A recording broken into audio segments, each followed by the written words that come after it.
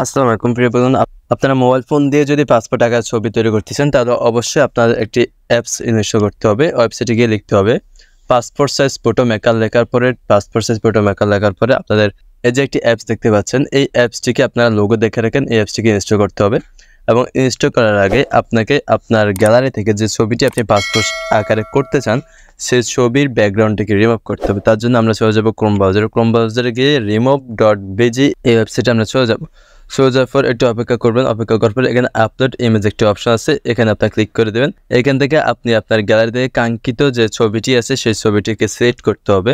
দেন select করার পর ডান করে দেবেন। ডান করার পরে এখানে একটু অপেক্ষা হবে আপলোডিংয়ের জন্য। আপলোডের পরে আপনার ছবির ব্যাকগ্রাউন্ডটা কেটে যাবে। কেটে যাওয়ার পরে এখান থেকে আমরা ডাউনলোড করে নেব। যেমন আমার ছবির ব্যাকগ্রাউন্ড কেটে গেছে, এখান থেকে আমরা সিম্পলি ডাউনলোড করে নেব। ডাউনলোড করার পরে আমাদের যখন ডাউনলোড হয়ে গেছে, এখন আমরা চলে যাবো আমাদের যে অ্যাপস আছে সেখানে। অ্যাপসে যাওয়ার পরে এখানে অ্যাপসে ক্লিক করার পরে অ্যাপসের যে পেজটা আছে সেই পেজটা আমাদের সামনে শো হবে। এখান থেকে আমরা অ্যালাউ করে দেবো। অ্যালাউ করার পরে এখানে আমরা অবশ্যই স্কিপ করে দেবো, যেহেতু আমরা ফ্রি ভার্সনে করবো জন্য আমরা স্কিপ করে দেবো।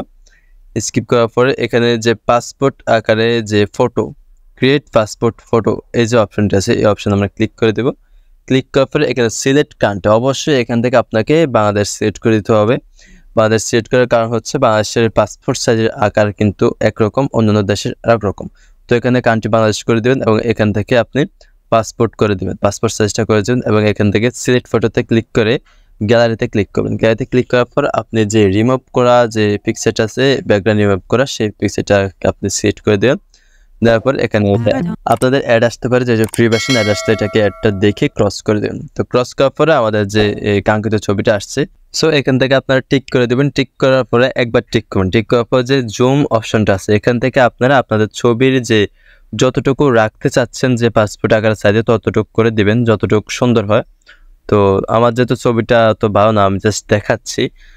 আপনারা আপনাদের প্রয়োজন মতো রেখে এখানে টিক করে দেবেন। টিক করার পরে আবারও টিক করবেন, দেন এখানে আবার টিক করবেন। টিক করার পরে এখানে যে আপনি যদি আপনার ব্যাকগ্রাউন্ডটা সাদা রাখতে চান তাহলে সবগুলো টিক মার্ক করে ওকে করে দেবেন। আর যদি আপনি ব্যাকগ্রাউন্ডের কালার চেঞ্জ করতে চান তাহলে এই যে ব্যাকগ্রাউন্ড কালার এখানে ক্লিক করবেন। ক্লিক করার পরে এখান থেকে আপনি আপনার ব্যাকগ্রাউন্ড কালারটা সিলেক্ট করতে পারবেন। সিলেক্ট করার পরে এখানে টিক করে দেবেন। টিক করার পরে আপনি আবার এখানে যে ডাউনলোড অপশনটা আছে বা তীর চিহ্ন আছে, ডাউন তীর, এখানে আপনি ক্লিক করে দেবেন। ক্লিক করার পরে এখানে আপনি জেপিজি পিএনজি আকারে এই ডাউনলোড করার অপশন থাকবে। এখান থেকে আপনি যে কোনো ফরম্যাটে ডাউনলোড করতে পারবেন। জেপিজি ফরম্যাটে ডাউনলোড করলে ভালো হবে। এখান থেকে আপনারা ক্লিক করলে ডাউনলোড হয়ে যাবে। এই ছিল আপনি মোবাইল ফোন দিয়ে কীভাবে পাসপোর্ট আকার ছবি খুব সুন্দরভাবে করে নিতে পারবেন তা নিয়ে বিস্তারিত প্রসেস।